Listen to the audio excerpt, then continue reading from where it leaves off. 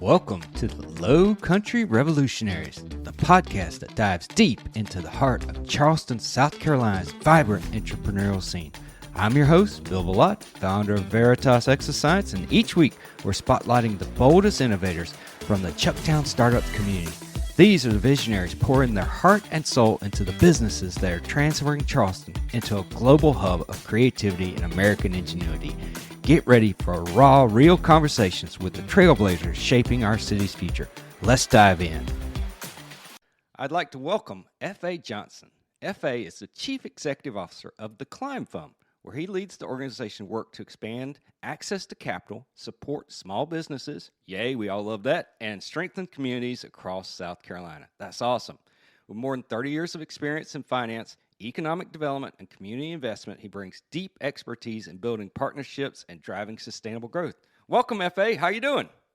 Doing fine. Good morning, Bill. Thank you for having me. Oh, it's a pleasure. I mean, you're doing all the things that we love right now. You're supporting South Carolina. You're supporting small businesses. You're helping people out. So tell me about all the exciting stuff you're doing right now.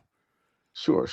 Well, the Climb Fund is shares the similar focus to you on startups. So we support small businesses by providing loans and capital. And as you know, small business is the lifeblood of our economy. Yep. And so we're fortunate and with the responsibility and the charge to help expand access to small businesses that particularly may not be able to get traditional financing models at the bank. Okay. And so the way we do it is we combine a little bit of educational and what we call technical assistance because as startups, the truth of the matter is like some of our transportation guys, they may know how to drive a truck, how to handle the maintenance, but operating the business of transportation is a different thing. So that's the particular niche that we serve is to help get those small and underrepresented individuals moving in business.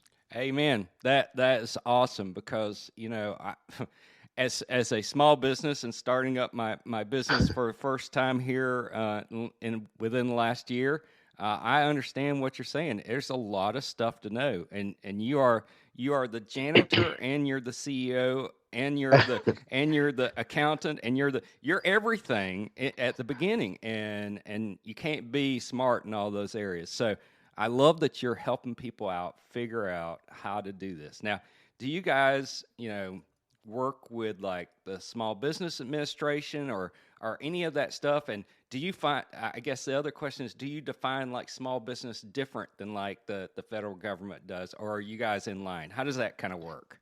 No, excellent question. We certainly partner with the SBA, and one of our primary loan programs is the SBA's microloan program, which really means up to $50,000. So those are loans up to $50,000. But we have other privately funded programs because we actually get our money from other institutions and banks. So some of the banks that you might recognize, South State Bank, Pinnacle, TD Bank, that they basically provide us what we call equity equivalent, but they provide us with resources that we can turn around and re-lend.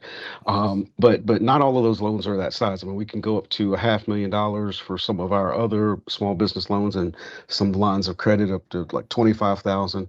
So not every business is a startup, but we are known as the number one small business microlender in the state. Wow, that's awesome. So when a small business comes to you, what do they need to have in hand? Do they need to have something? I assume they have to have some sort of business plan. Maybe I'm wrong. You can correct me. And they have to have some sort of, I would assume, some sort of equity to get the loan against. How does it work? What do they really need to talk with you guys?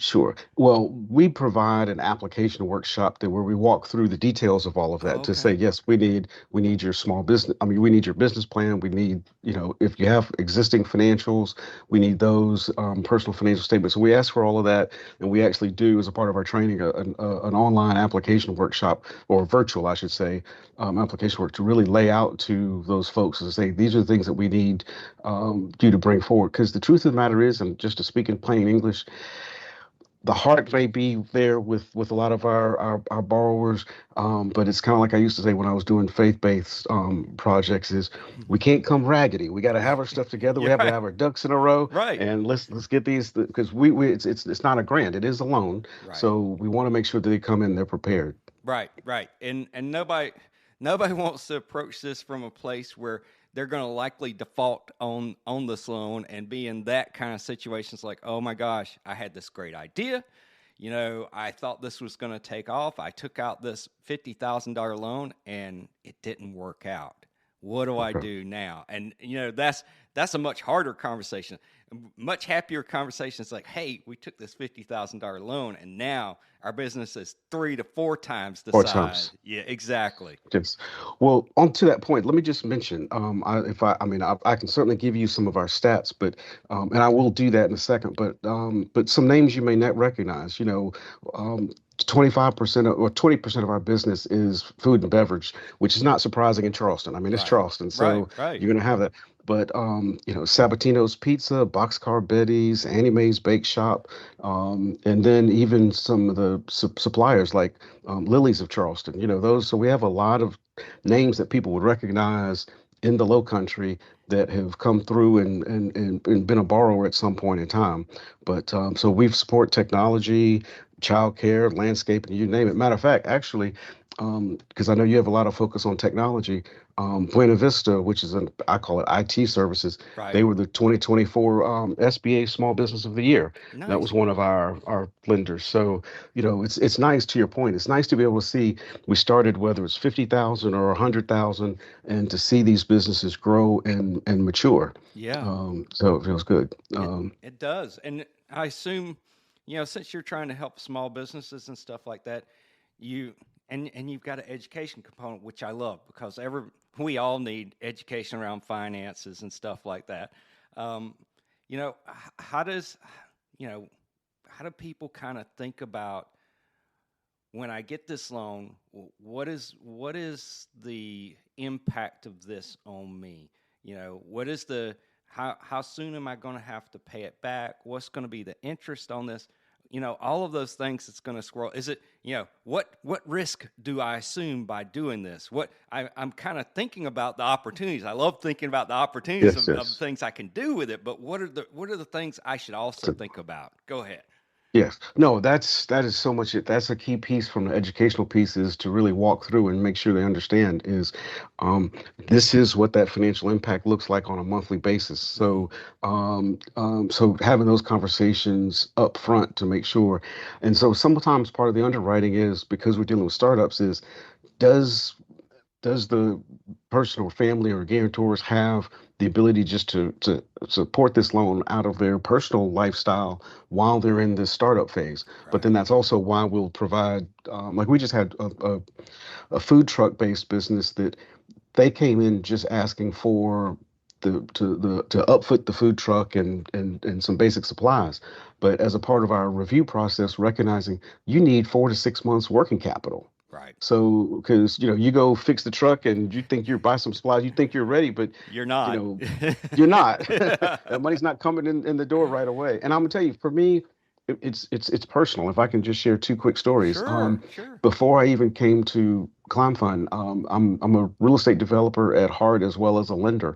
And the first retail shopping center that I built, we put a family deli in as the tenant.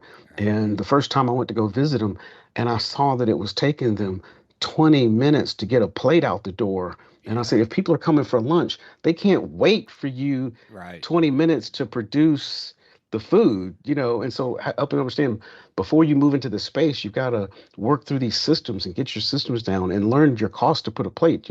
I've had other food and beverage people who say, look how much food I'm providing. And I'm looking at the plate and I'm saying, you're losing money. I can look at the plate and tell you're losing money. Right, right. And so trying to coach them to say, and their heart's in it. Well, I want to make sure people leave full. I want to make sure I say, but Yeah. what's the cost for you to do? I E- want to make sure you're going to be here in 5 years, you know? Exactly. Exactly. Um, and then the other thing I share sometimes with some of our borrowers or people who are thinking about it is that, you know, um, I was a car rental franchisee years ago, and getting the line of credit to open was one thing, but to expand to get to 100 and 200 cars, getting that access to capital to borrow at that threshold is challenging as a small business owner. Right. And so we, from the Climb Fund's perspective, being able to offer, $500,000 of bridge money to help grow, Right. because you look at the ones that I called off that are successful and established, they didn't get there overnight. I mean, Right. they had to crawl and walk and before they started running, and having a patient lender that can help understand really how to look at them and how to look at them differently. Yeah. um, uh, we got this sales pitch we say with when we're talking with some of the banks is we want some of their near misses. Right. Somebody comes into a bank and they want to apply for a loan, and it's like, we're not quite there yet. We can't really make this loan. Well, if they send them to us, we can work with them, like I said, do some technical assistance, do some education, and get them ready.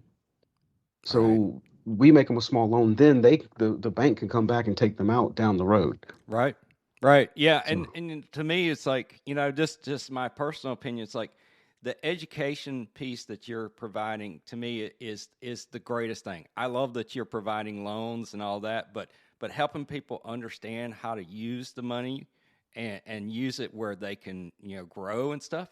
That's invaluable. That's almost better than the money itself, right there.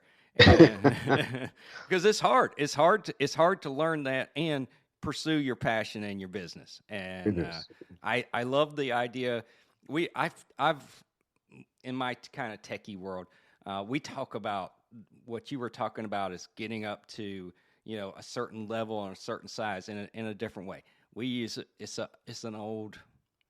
I hate to say this, but it's an old nuclear engineering term. It's called reaching critical mass. And so, Yes, and another way to put it is another engineering way to put it is getting momentum. It's like, when you're really small, you don't have a lot of momentum, and you just can't, like you said, oh, I can't get this loan, even though I could probably do this work. I can't get enough stuff. But once you hit mhm. over a certain level, you now have that momentum, and that can help carry you forward. And I love that what you guys are doing is sort of helping build that momentum for folks. So how do they start this journey with you guys? Do they just reach out, or they sign up on your website? How does that kind of work? Certainly, yes. So I would say a phone call or getting on the website. We do have a link on the website, climbfund.org, where you can sign up for the application workshop just to find out what you need to do to submit. But you can also call and just have a conversation with our lending manager or one of our lenders just to see if it makes sense. Try to understand your need a little bit and see if it makes sense. And so that to me is really the first step. But I also, like I said, is as much material as you can get together, and gather together so that you can come in as prepared as possible. But we also recognize that that's part of our charge. That's part of what makes us mission lenders is that we may have to do a little bit of hand holding in that early process. Right, right. So I'm going to give you kind of a hypothetical here. So my Okay. my son went through this. He had this great idea, and he's in high school, so Okay. not an adult here. Uh, and he had this great idea. He's going to start a muffin business, and sell to the kids at the school and all that kind of stuff. So he has this idea. He writes down, a sketch of a business plan. If he was like me, or another person starting a business around here, they probably go to, some AI thing and say, help me write a real business plan. you know, he's got his paper in hand. I've got my paper in hand for whatever business I have. Is that the time to come to talk to you guys, or is it a little bit further along in the process? Where should a business person kind of start with you guys once they have the idea and the business plan, or do they need to like actually start things going before it's now time to kind of get along? Should they get a little bit going there? I guess. I think that a little bit of in between. I think we got to get a little bit further past the business plan, but making sure that they've really started getting their arms around what does it look like in terms of equipment and upfit. What Okay. does it take for us to get get started. And kind of who are some of your competitors, just to even not necessarily you've done a deep dive on them, but to know who they are, understand who their general target market is, that sort of thing. Like I'm gonna use um, a, a a pizza example for a quick moment. Yeah. You can do everything from Little Caesars at a $5 pizza, or you can go if you want really good quality, something you're paying $25, but in between there might be Domino's at $12. But so really Right. like who within those markets is your real competitor, and having that understanding. I do think that it is beneficial to have some of those initial information sessions just so you kind of have a fairly good idea of what it is that you're going to need to bring forward. Before I came to the Climb Fund, I had a client that was looking to get some financing in place, and we walked through and just said, here are the metrics of what it takes to get you approved.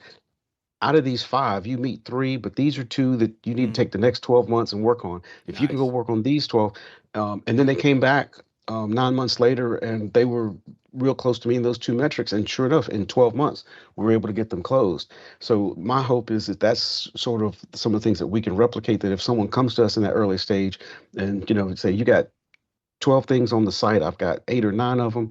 All right, well, let's make sure you can focus on which ones you need to work on so you can come back to us Right. and get ready. So in that scenario, I said, you're close, you're getting close, but let's just take a look at what we need to actually entertain this loan, and what kind of partnerships can we do put in place maybe to help you get supported. Right. That makes a lot of sense. So how do you guys work with people that are pursuing franchises? Like a friend of mine, Amanda, runs the Ice Smash, which is down at Folly Beach area, and that's a franchise. And there's a number of people that are doing franchise type things. How do they work with you guys? I mean, it's still a process. I mean, you're still, even though it's being done as a franchise, but you're still a startup. And Okay. so as long as we can fit within our whichever our lines of credit that would fit, if it's a half million, if it's 25, depending on what that startup capital is. And quite honestly, they're actually, I kind of have mixed feelings, honestly, about the franchise piece. It's good because it starts with that good structure, Right. but those contracts are just so one-sided, Oh yeah. that's the part that makes it tough. So it's good in the sense that you've got the structure and the mechanics and the standard operating procedures all laid out, but just understanding, making sure that for me, from a passion and a mission standpoint, I just want to make sure you understand, what these revenue splits look like, and you understand what those contracts Right. mean. And Right. that kind of gets back to that education piece. But no, but those are certainly eligible loans. Yeah. Yeah. That's awesome. So here's another situation. Sorry, I'm like Hmm. I've got a million questions here. uh, you know, this happens especially in area. I grew up in a small town in Georgia, and this happens in especially outside of cities a lot. Is that oftentimes businesses either get passed to the next generation, or someone retires and somebody maybe buys that business. How do you guys kind of work with those folks that are either, hey, I'm picking up my dad's or my mom's business, or hey, I'm buying, so and so's retiring, I'm going to buy them out, uh, but I need, especially when I'm going to buy it out, I need the capital to kind of buy out this business so I can take it forward. And it's been fairly successful under the current owner.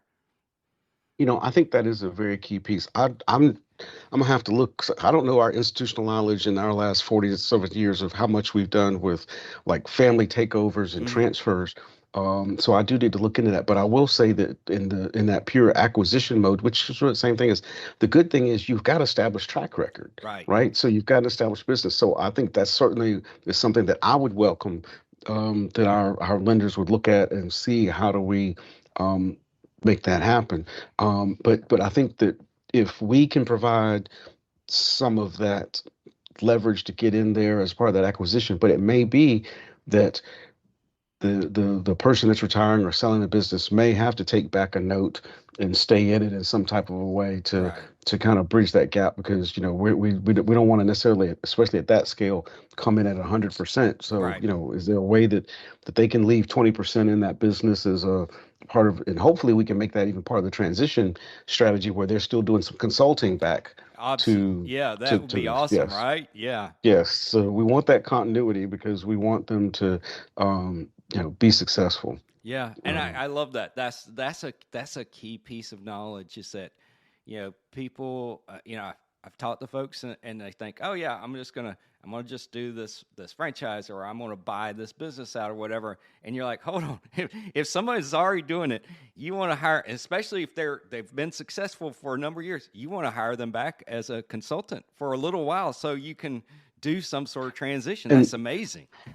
and let me tell you, and I think it's soup that actually is more, is I don't say more attractive, is very attractive to me, because I can't tell you the number of businesses that I wish that they had another mentor working with them in those early days. Right. Um, you know, Especially when it comes to things like what we in the real estate fields call tenant upfit. So you go into a retail space and they're the white walls. You got four walls, you got lights, Right. flooring, but you still need to build your counters. You need to, if you're Exactly. adding sinks or your shelves and all that.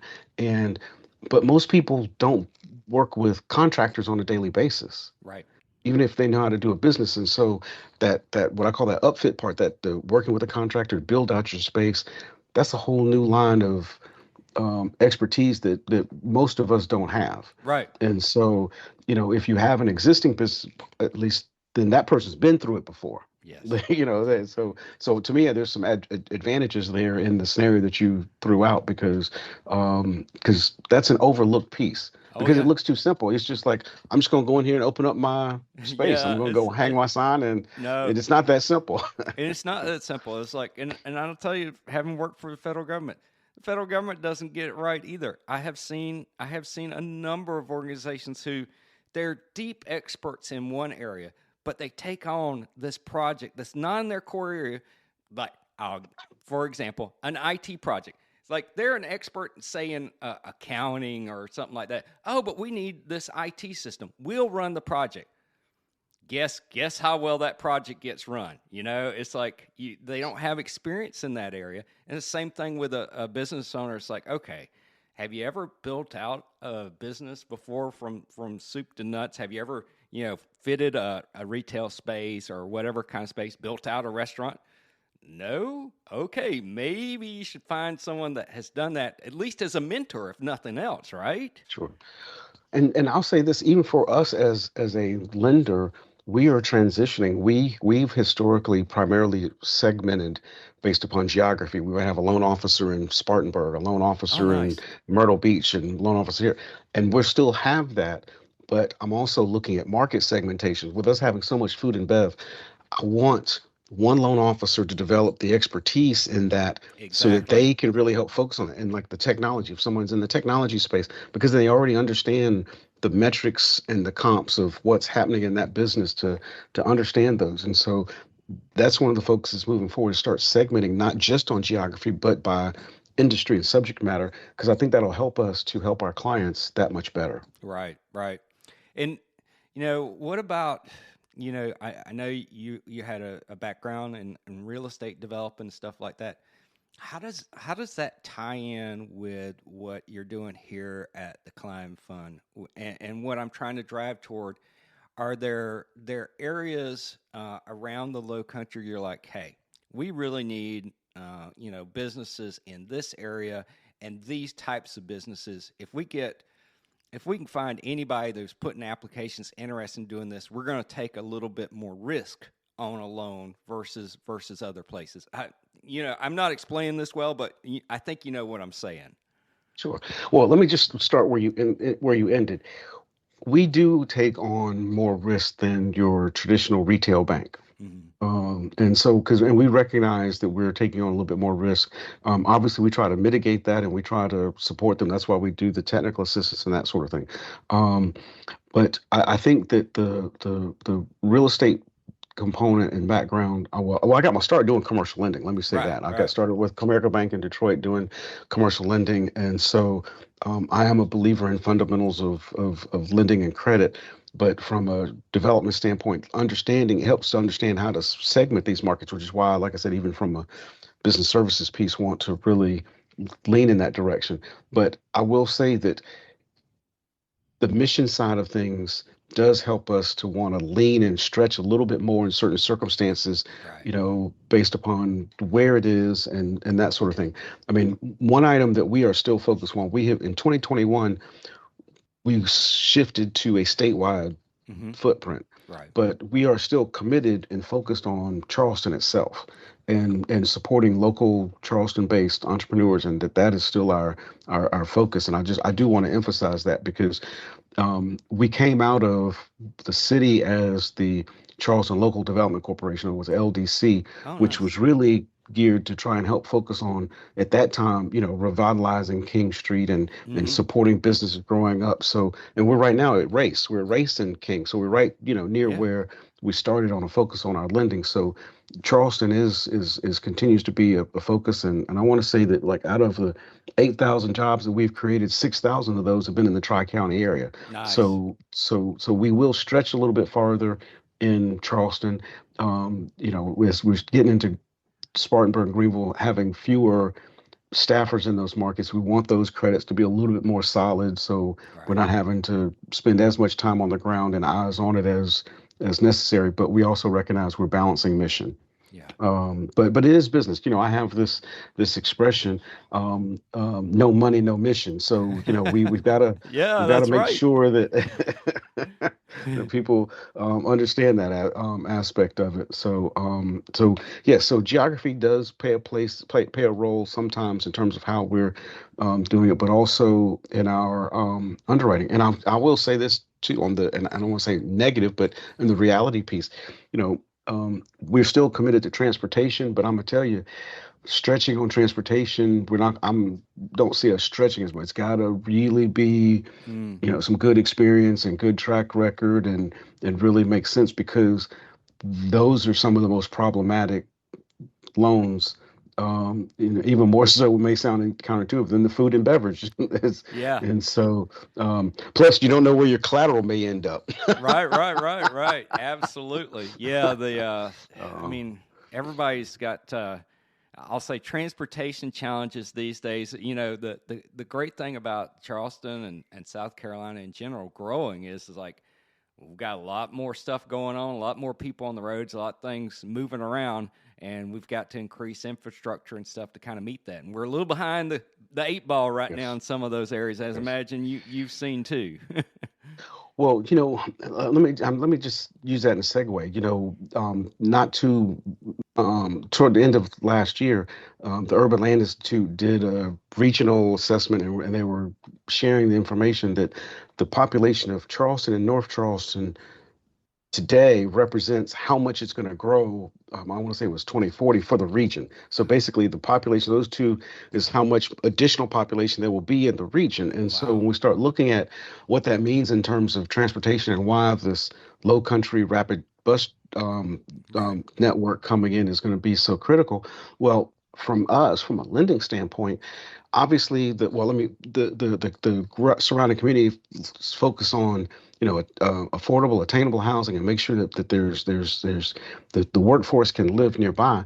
Well, I think, going back to your stretch question, when it comes to retail, we also have to think about attainable retail. Right. Can we, a startup business can't walk into a space paying $17 a foot and $18 a foot. Can we provide some capital to help provide some of that retail space, maybe at $12, $13 a foot, something that might be a little bit more affordable, a little bit more attainable, Right. to help grow that business on the retail side until they get to the part, just something, as we said so far, until they can get, what is the expression used, that critical Critical mass. mass, yeah, or build Yes, momentum, yes. whichever. Build momentum. Yes, Yeah, yeah.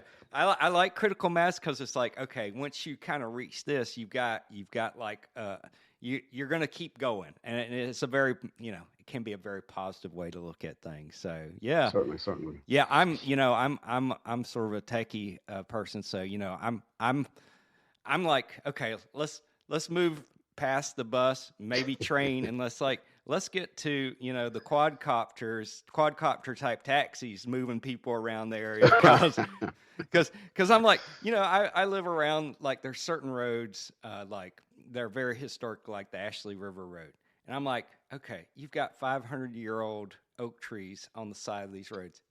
We are never going to cut those oak trees, never in a million years. I hope never in a million years. And so, certain roads are never going to get any wider. So we've got to come up with better ways to do this kind of stuff. So, it's a challenge and a blessing at the same time. Yes, indeed. Wow, this has been great, FA.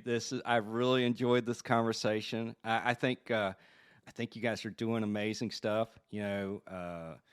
Helping people out, especially here in the Lowcountry, kind of get going, and not just with funding, but with knowledge. And I think that's a laudable thing to do, because it's like giving someone a tool but not teaching them how to use the tool is kind of a crime in a sense. And I love you're kind of helping people with the tool to get going, and you're telling them how to use it and helping them out. So what would you say to, like, small businesses out there as far as, like, just general advice about, okay, how do I approach this decision, because I would call it a big decision, to go out and get a loan and kind of grow my business even more than it is? So I will say this, we do focus a lot on in the educational and technical assistance part of what we do. But the other part of it is, Bill, just to be real plain, is inspiration. Folks have to believe and understand that they can do it and get focused on it, because if you look at a checklist of what we need for a loan, it can be overwhelming. Right. And to say, step back from that and keep your mind on what you've got focused on, and where your heart and your passion and what you're good at, what's your core skill set. And if that's the case, then we just start taking those baby steps and move forward. You just have to just keep putting one foot in front of the other and putting it together.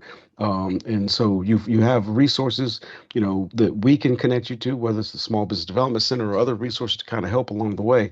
But the first piece is raising your hand and saying, I'm here, I'm ready to do it. I'm going to take this step and not get overwhelmed by it. Yeah. So if there's a takeaway, it's just, please just keep that energy and momentum and keep showing up. Awesome. I love that. It's one of the reasons I think they call it the Holy City here is because people believe. And, Indeed. I love your message about you need to have a little inspiration, believe in yourself, be motivated.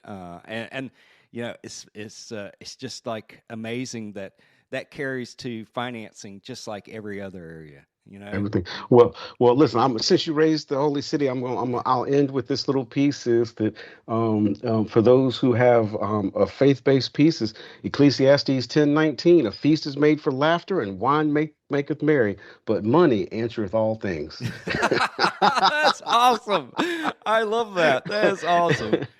I really appreciate this, FA. That was the perfect ending. Thank you so much. I hope you have a great and blessed day, and come back on again sometime. I'm sure I'll get lots of questions from folks like, hey, what about this? Ask FA this. I appreciate it, though. Thank you much for having us. We appreciate it. Maybe we can bring back some of our borrowers the next time. I'd love that.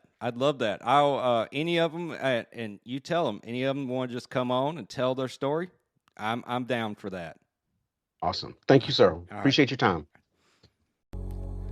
That's a wrap for this episode of the Lowcountry Revolutionaries. Thanks for joining us as we celebrate the fearless entrepreneurs making wave in Charleston's Chucktown Startups community. I'm Bill Billotte, and it's been an honor to share these inspiring stories with you. If you enjoyed this episode, subscribe, leave a review, and share it with someone who needs a spark of Lowcountry innovation. Until next time, keep pushing the boundaries of what's possible.